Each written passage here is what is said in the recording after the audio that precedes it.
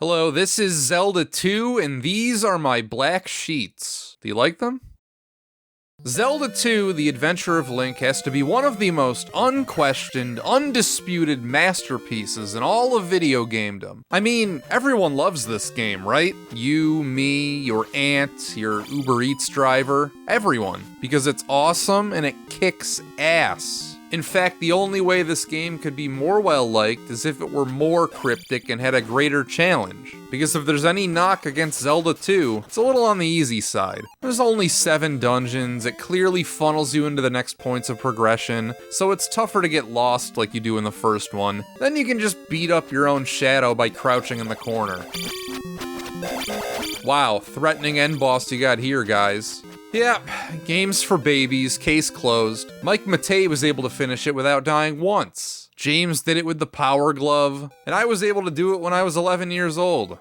Now this might sound like irony, but I really do wish that this game was just a little bit more difficult. The way I see it, there are far more people these days who go, you know, I don't understand the hate around Zelda 2, than there actually are people actively hating on Zelda 2. From my experience, those people, by and large, don't really exist. I think there is a natural urge to jump in and defend Zelda 2, but the truth is, this game doesn't need defending. Zelda 2 speaks for itself. The consensus opinion on this game is that it kicks ass, because it does kick ass. There's really only one incredibly specific type of person who doesn't love Zelda 2. They've never been able to finish the original Super Mario Bros. Without save states or rewinds. If they've ever touched an NES controller in their life, it's because their uncle or distant cousin or something has one which they played less than 5 times at their house. And they believe that the real video games started on the Super Nintendo, or the Nintendo 64, or the GameCube, or the PS2, or the Dreamcast, or that all real gaming is done on PCs, and that old NES is bad and old and stupid and bad and yuck and ew, and why would anyone want to play these dumb old archaic relics? And Zelda 1 didn't even have any cracks on the walls or tell you what to do, so that's shit game design also. Maybe they think that Mario 3 is okay, but that's about it. Does that sound like you or anyone you've known over the years? Because it sounds a hell of a lot like a lot of people I have known over the years. And this shouldn't be breaking news. Guy who doesn't like the NES, dislikes NES game? Whoa, stop the presses. Like, no shit, Sherlock. Of course you're not going to like this game. That's who I think the majority of Zelda 2 haters are. Just people who don't like old games, don't like the NES in general. Sometimes Zelda 1 gets a pass for, being the first and more closely resembling what the Zelda series would later become, but the real ones know. Zelda 2 is where it's at. Even as a kid, I knew. I had more fun playing Zelda 2 than the original. Still do, actually. 1 always made me feel lost and confused and like I was constantly spinning wheels and never getting anywhere. It felt aimless, directionless, unmotivating to me back then. The sequel is more focused. Maybe it speaks to different types of the brain. Limitless, endless adventure versus a side-scrolling action game where there's usually about a multiple choice, tests, questions worth of different places to go and things to see. I die and game over inside of a palace. Sure, it's a bummer being sent all the way back to the start, but at least I knew what to do. There was a clear challenge I had to overcome. Of course, focused is a relative term. This is still very much an early NES game from its primordial soup era. There was almost a 2-year gap between the Japanese and American releases, which muddies this a bit too. Though I'd argue that this was a sleek amalgamation of a whole bunch of different mid-80 video game design trends, scrunched down and compacted into one palatable, gelatinous cube of a video game. The original was a trailblazer. There was nothing else quite like it at the time. Meanwhile, Zelda 2 is a little bit like many different games of its era. It picks and chooses from a smorgasbord of different influences to create something of the ultimate video game. If I could retroactively go back and award something the, quote, ultimate video game of all time, like Dark Souls was a few years ago, like I'm imagining it's a WWE or boxing championship belt and it gets passed from game to game over time. I think this was a pretty good contender for 1987. Obviously the chief influence, its sibling. They're both very much action-adventure games, with a focus on discovering secrets, exploring a fantasy world, dungeon crawling through disconnected areas which contain items required to progress to more complex places. The approach is different, sure, but in the broadest strokes, you're doing some of the same things. If both of these exist on some sort of action/adventure spectrum, 2 definitely leans more on the action side. But you're still a green elf guy trying to rescue a princess. The box still has a little cutout revealing just a tiny glimpse of the golden treasure within. Also in between this duology, a little game called Dragon Quest single-handedly caused the Japanese financial crisis. Miyamoto definitely played it, because Zelda II is Dragon Quest as fuck, and as we all know, every single creative decision made in every Nintendo game ever, Miyamoto is directly responsible for. This was the hugely influential prognosticator for what all video games would eventually become, and as a result, Zelda 2 now has experience points and levels, albeit done in its own way. There are 3 different stats one can focus on: life, which is like defense, magic, which determines how many points you have to cast spells, oh yeah, there's spells now, and attack, which is like strength. They're all interesting in their own way. The life level ups don't actually make your meter larger, they're more like your armor upgrades. How much of this meter gets taken off by enemies. Then you collect separate hearts to make it longer. Zelda 1 actually had both of these mechanics as well, with the tunic upgrades instead of a level up system. And there's many more heart containers to find just lying around, usually as a reward for clearing a dungeon. Here in Zelda 2, your reward for clearing areas is another level up, which leads to some tricky situations where you want to try and get the most out of this level boost as possible. So after clearing a boss, most of the time, I go back and grind on stuff just to not waste this end screen. Though I will say this system isn't as visually interesting, and Nintendo knew that, hence why they never did life meters again, and they went back to the heart system from the first game going forward. The spell system is interesting as well. It works basically the same as getting life, as in you find magic upgrades that make your meter larger out in the world, and leveling your spell stat just makes that meter more dense so you can cast more of them with the same amount showing. I like the risk-reward system of planning out which spells you're gonna use and when. They all only last for a single screen, except of course the life up spell, which is naturally the most useful, and Nintendo knew this because it costs a shitload of magic to cast. In fact, if you're like me, when you first get the spell, you don't even have enough magic at full meter to cast it once. I like the decision-making process that goes in when an enemy drops randomly these blue potions which restore one little notch on your meter, because that's good enough for a free shield or jump spell usually, but not really for anything else. But if you're a little low on life, sometimes it's worth it to just burn a life spell and get that little bit back that these blue potions give you, or maybe possibly grind for another one by killing these bots. Yes, they're called bots over and over again. Red and blue having different names is very cute. They're bits and bots. You could also try and plan around the red potions, which is a full magic refill, but enemies don't normally drop these. You normally get them from suits of armor in palaces, or sometimes just laying around in predetermined places. Half the spells are garbage that I literally never ever use, or they're one use just to get somewhere in the game, such as the spell, the reflect spell, and I never cast fire once. It's used to kill specific enemies that you can just go around anyway. One notable difference between the Japanese and the American versions of Zelda 2. There's actually quite a few, but I just want to focus on this one. The leveling system is completely different. In Japan, when you hit a set amount of experience points, you're able to choose which stat you want to level up, but you have to build evenly because some sort of glitch, I think, or maybe it was intentional. If you let one stat get further ahead than the rest, then you either game over or you reset the game. I don't remember which one causes this to happen. The outlier stat will be back down to match whatever the other ones are. Basically, everything goes back to your lowest stat, which feels like a horrific oversight to me, which they thankfully changed in the American version. In this one, you retain any and all stats you get, but each one of them requires a different number of points. See, when you hit a level up, you can choose to either upgrade whichever the game lets you, or you can hit cancel and use those points to save for something else. This is actually something I didn't know until after playing through the game more than a few times. Though it's also something I can't help but abuse now, knowing about it. Attack is the coolest, so that's usually what I upgrade a few times first, then backfill that with some health. Ignore magic for the first bunch of level ups until you get the life up spell, which forces you to actually level that a couple times so you can use it. You can really cheese the game by skipping levels like this. It feels like they didn't plan for you to have level 3, 4, 5 attack power before the life and magic upgrades. You can just plow through shit if you're good at not taking damage.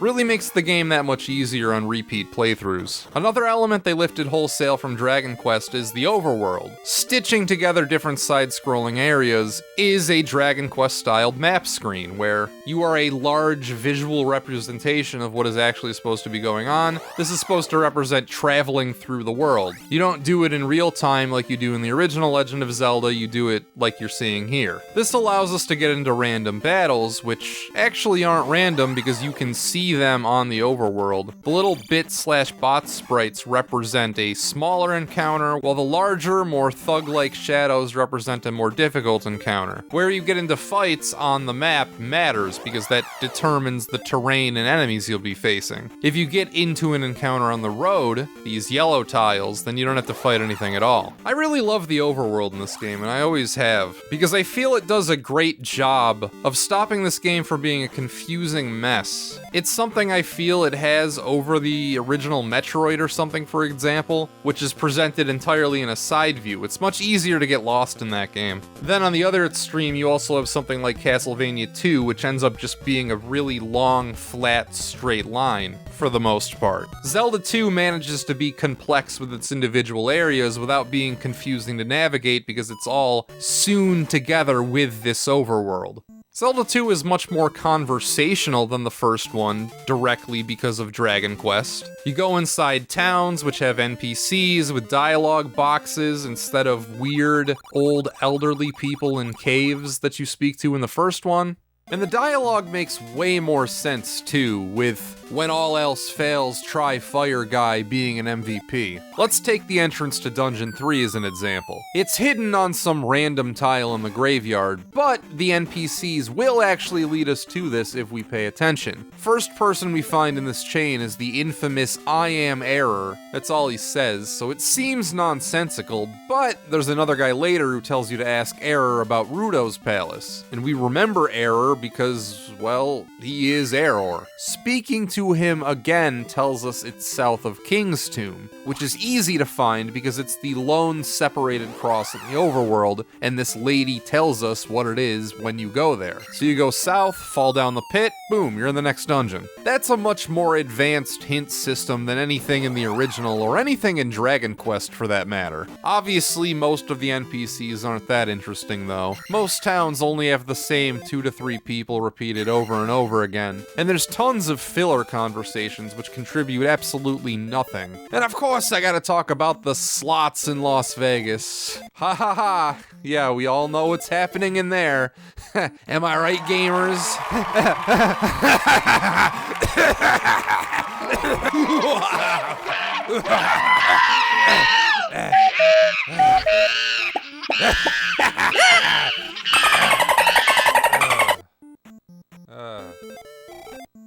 You know, that actually might be a pretty fun video. Top 10 NES games where you canonically fuck.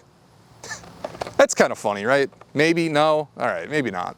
Where the heck was I? Another reason why I like the overworld is because it provides the game with a real progression structure, as in it opens up more and more as you progress through the game. In early adventure titles, that wasn't necessarily true, such as in the original Zelda, you have access to everything all at once, which to my kid's self was overwhelming. Even games with a more proper overworld, such as Dragon Quest, again, I guess just to mix up my examples, like in Ultima 3, they were like this as well. You can pretty much go anywhere straight away, out the gate, and and the only thing stopping you is how strong your player character is. Zelda 2 ain't like this. You start out quarantined in this small, contained corner of the map, then unlocking the jump spell just about doubles what we have access to from there. Then finding Bagu gives us Death Mountain, where we find the hammer, which gives us a shortcut from the start and access to the entire continent. Finding the raft in Palace 3 then gives us another ginormous landmass to explore, which is broken up into 2 parts, requiring the whistle to open up the whole thing. The starting palace gives us access to a couple of towns, showing us something different from the other game right away, and 4 different caves, none of which we're able to see in. You can sort of tell where enemies are if you pay really close attention to their feet, but navigating through these is not ideal, except for one of them, which only has one weak monster and no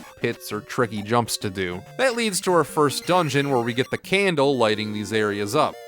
This was actually a mechanic in Zelda 1 as well, lighting up dark areas. But that's still not the puzzle to leave. There's a would-be dark cave up north containing an item you have to give to an NPC to learn the jump spell, which allows us to use that to break out of early game jail. When I figured this out as a kid, the resulting brain blast knocked me on my ass so hard, I may not have still recovered to this day. It's also an introduction to another thing this game does. Everyone always wants something. In order to get every other spell in the game after the shield, you have to give an NPC in town a specific item. And that's our overall structure. More and more of the game world opens up as we gain new items or spells. It's a slow burn, and the world gets a little larger every time you figure something substantial out. This means that Zelda 2 is much more linear and on rails than the first one, which in turn makes it less cool. Because of course, as us gamers already know, nonlinear equals cool and linear equals uncool. That's just common sense. You can technically sequence break by grabbing an item from a palace and then just not finishing the dungeon, but unless you suck and game over while you're in one of them, I don't see why you would. Lives and game overing have to be the largest reason why this is as much an action game as it is an adventure one. You can't just willy-nilly go all over the place, turning over every stone, burning every bush as it were without dying and being sent back to the opening screen. Not unless you already know the game. And this is a core disconnect between the real ones and anyone else playing Zelda 2. You're liable to lose quite a bit of progress in this game if you lose all your lives, because your experience doesn't carry over and you're physically transported back to the start of the game. I think a lot of people are offset just by this one gameplay mechanic alone, but it's really not as bad as it might seem, because the game world isn't especially large. The entire map is smaller than Dragon Quest's. If you know where you're going, you can easily avoid almost every encounter. Progress might be measured in baby steps, but let's say, for example, in a 3-life cycle, you gain a level, travel to a palace, get that dungeon's item, then game over. Disheartening, sure, but you still keep the level and item. That's progress banked. And of course, once you make it to the final area, you'll always continue from there. It's not quite as unforgiving as the people who claim this game is the hardest thing ever make it out to be. If you allow me to draw a comparison to a later game in the series, this leads to a similar playstyle to something like Majora's Mask. Every cycle, when you're really into the game, you'll have a set of goals to accomplish. You'll be planning ahead. You'll be thinking about what you want to do with your 3 lives. It's as if we're tackling the game in smaller sprints as opposed to an endless marathon. These failed attempts aren't usually a full loss unless you're truly being aimless while playing this game. Zelda 2 forces you to evaluate on a minute-to-minute basis to really think about what you're doing. So you plan ahead, you figure out what you're gonna do, and then you do it. Because in Zelda 2, it's not your character leveling up, it's you. I can't, okay. It's too cheesy. I can't do that line. It's too fucking cheesy. And there's more than just RPG and adventure game DNA in here as well. The slight delay when you snap back to swing your sword, that's straight out of Castlevania. In how the attack isn't instant, there's a little nuance to it, like he winds back and then strikes forward. And it's similarly as fun to punch things in this game as it is to whip in Castlevania. There's a bit of punch out in here too, with the high and low attacks, high and low blocking with your shield. Yes, I know Mike Tyson's Punch Out came out later, but the arcade predates this game. There's Mario influences here too as well. The way Link feels to move around seems like another extension of the Mario movement patterns they had going on. And something like this bridge stage is a pretty obvious take on the Cheep Cheeps from Mario. It's Xanadu as heck. I've never actually played Xanadu, but look at this game and tell me it's not Zelda 2. Namco's Dragon Buster is another obvious influence. The combat here in Zelda 2 is obviously much more advanced than something like Dragon Buster, but again, look at this game and tell me it's not Zelda 2. The combat really is something that Zelda 2 needs its flowers for. This was really ahead of its time. The combat in most games at the time, like in action-adventure titles, take the first game for example, they kind of randomly move around on patterns on the ground, largely ignoring your character. But this has enemies that hone in on you, actively attack you, and use rudimentary tactics to try and take you out as well. And by rudimentary tactics, I mean they lock onto you and walk towards you while doing their attacks. It ain't much, but it's effective, especially once you get to the final stage, and the fwackas are on you. Yeah, they're really called fwackas. It's cool, you walk in and you fight these knights as equals. They have the same attacks as you do. Attack high, attack low, block high, block low. We're not facing weird imperial beings with different play rules. And of course, the final boss is supposed to be an extension of this, with a literal mirror match against your own. In practice, of course, as we all know, it doesn't quite end up that way. But that was the thought. Same with the Iron Knuckles. The intent was to have an equal fight with somebody with similar moves as yourself, but then you discover you can just hit them in the face on your way down and kill them every time. Feels cheap, feels cheesy, feels like cheating actually. The other non-Iron Knuckle enemies all have longer ranges than you, so you really need to work to get in close. These boomerang guys are a favorite, of course, using your shield to block high and low to predict the trajectory of the boomerangs as you're fighting them. And it just feels good hitting things, man. Feels good hitting enemies, it feels good hitting walls in this game. Bring! Just the noise that it makes, it's really fun. I like moving Link around in this game. I like how Link's knees bend when you land. I like how the shield sort of stays in place when you jump. Sometimes it really be that simple. Link's not fun to move around in the original Zelda per se, but in this one he is. And the funnest maneuver of all they saved for midway through the game when you get the down thrust and can bounce off everything. This completely changes the entire complexion of how the game is played because it's so overpowered, and I'm not sure it's for the better. But by that time they've introduced different kinds of enemies that you have to use the fire spell to kill, or when Link comes here and has to fight the fucking KKK, yeah really, we're fighting Klansmen, you need to bounce their hatred back at them. Link also gets a cross in this game, sort of like the Bible from the first. The NES was really freaking cool when you think about it. They would just have Bibles and ETs, churches, KKK members, the occasional booby. Not in this game, but they were out there if you wanted to look. Game called Devil World, even if that last one was a little too spicy for us. But you know who's objectively a worse person than a KKK Grand Wizard? Any enemy who steals your EXP are absolute scum. There's a fair share of really cryptic guide moments that just are kind of second nature to me. I don't even really think about these, but yeah, finding the mirror is kind of bullshit, even though this is technically optional because it gives you the life spell, which isn't required to progress, but you're probably gonna need it. Getting the water from the fountain, which you could pretty easily find accidentally, but I can see why it's frustrating. Again, this is just for the fire spell, which is completely optional because I never once even thought about using it. The baby is pretty well hidden. Bagu's house is on a random tile in the forest, surrounded by other tiles which force you into encounters, which is actually probably your clue you should be looking for something there. The entrance to the second to last dungeon, I could see how you could easily get stuck here. But information still traveled around about this like it did with the first game. You might read about what to do in a Nintendo Power, or somebody will tell you. And of course, in present day, you can just look all this shit up, so who cares? Finding Kasuto by chopping down the trees in this area is total nonsense, and the game doesn't even hint that you can actually cut down trees. I wouldn't know about that if they didn't make you do it for this, for example. But in the game's defense, this forest is at the end of an arduous path with nothing else here, so you should realize something's up.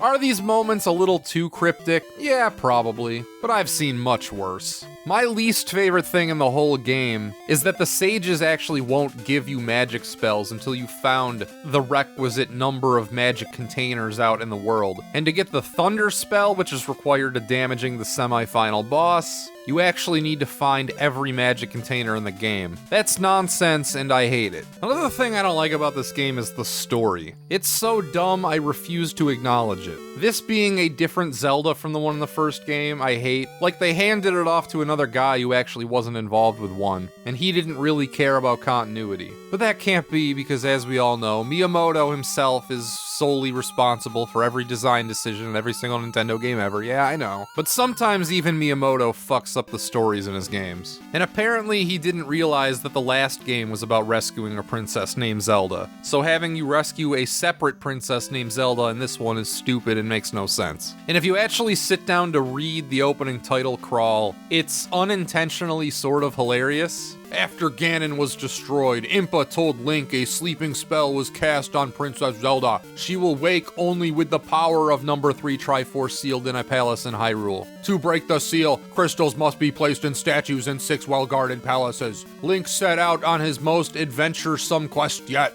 Like, where do we even begin with this? There's no mention of there being 2 Princess Zeldas, it's just Impa telling Link that Zelda, presumably from the first game, if we're just going by this title crawl and nothing from the manual, was put to sleep. Like, Link can't see that himself. Calling it the number 3 Triforce is really clunky. And technically this isn't a gather the MacGuffins plot, it's a place the MacGuffin in the MacGuffin plot. Link is going around placing crystals in statues, which is stupid and lame. Who set up these palaces? Who's the enemy of this, actually? This game has no antagonist, hence why you fight yourself at the end. It's really the only thing that makes sense. There's no villain, unless you count this little troll guy. Is he the one who set up all the palaces? Is he the one who set up all this nonsense with the 6 statues and crystals and you gotta put the crystals in the statues? Why does Link have to do this? It's like he's running errands for the good guys, just to be able to wake up Princess Zelda. It's entirely a self-imposed quest. Also, supposedly this Zelda has been asleep for hundreds of years, so there's no urgency or anything to wake her up now. She'd be fine for hundreds of more years, presumably. There's also the whole thread about Ganon's minions wanting to kill Link so they could use his blood to revive Ganon, but they're not very proactive about doing this. Link is only putting himself in danger going to the palaces that presumably this little troll guy set up. It is cute that this legend is the titular legend of Zelda. Like, this is the legend the title is referring to. It's also cute that whoever had this game before me wrote a whole bunch of notes in the manual in cursive. Like, look at the back page. I can't read any of this. It just looks like nonsense, but I'm sure it meant a lot to the person playing this game. Putzing around the manuals in these old NES games is almost half the fun. Shoot, Link even speaks in this. They hadn't settled on him being a silent protagonist yet, I guess. When I have no more lives left, that's the end of me.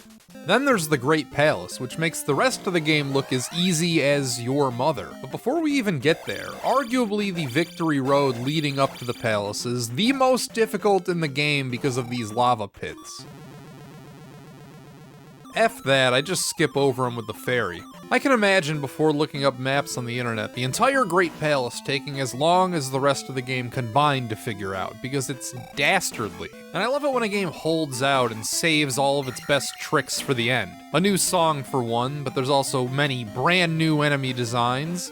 And this is officially the point where it makes more sense to run away than to fight most of the time. The blue Fawkas in particular being the most difficult enemy in Zelda history. I don't even think that's hyperbole. The place is enormous. Hidden walls, parts where you need to intentionally fall down invisible paths in the floor, branching paths galore, all while you're being pelted with everything the game has to throw at you. Then after all that, the final boss, which you can't even hurt without figuring out a quasi-cryptic puzzle. Hope you managed to find every magic container in the game, actually got the thunder spell and think to use it here. It costs so much magic, there's nothing left for a life up, so this is a difficult fight on its own because you can't heal. Add on top of that your own Shadow, who I have never beaten legitimately. So I did actually try a few times in this playthrough, and was lucky to land a single hit on my attempts. I could not crack the code of this guy.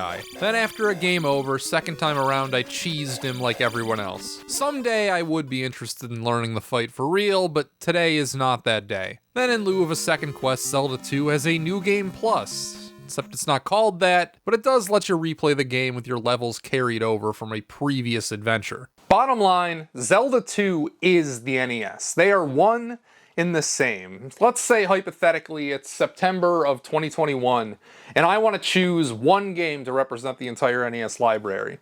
I would have picked Zelda II, because it's bold, it has goofy exploits, it's borderline too cryptic, it has awkward NPCs, the translation is weird, it's difficult at first, but once you really learn it, it's not so bad, much like pretty much the entire NES, you could sum it up that way. Yeah, it's difficult if you don't know what you're doing, but once you learn the game, it's fine, it's manageable. And there were no traditions or expectations hoisted upon this game to live up to. It was just a follow-up to an adventure game, and could have been anything. It's like Zelda was a completely original thing, the first one, so why couldn't the sequel be something completely different?